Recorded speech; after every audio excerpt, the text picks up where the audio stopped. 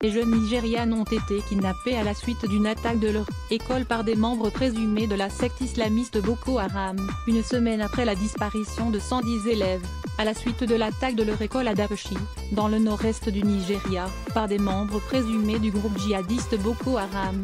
Le président nigérian, Muhammadu Buhari, a reconnu, lundi 26 février, qu'elles avaient été enlevées.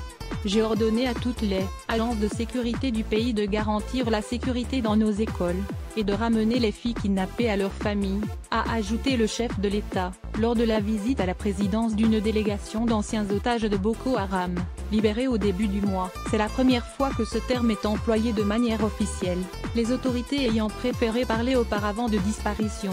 Vendredi, le président s'était excusé auprès des parents et avait qualifié cette disparition de catastrophe nationale. Cet enlèvement de masse rappelle celui de 276 lycéennes à Chibok en avril 2014, qui avait donné à Boko Haram une sinistre notoriété sur la scène internationale, entraînant une vague d'émotion mondiale sur les réseaux sociaux avec le mouvement Bring Back Our Girls.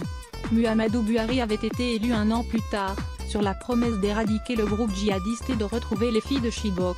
Une centaine d'entre elles ont été depuis libérées, échangées contre des rançons et des prisonniers, ce qui, selon les observateurs du conflit, peut avoir attisé les convoitises du groupe en perte d'influence dans la zone. À lire aussi sujets associés à lire.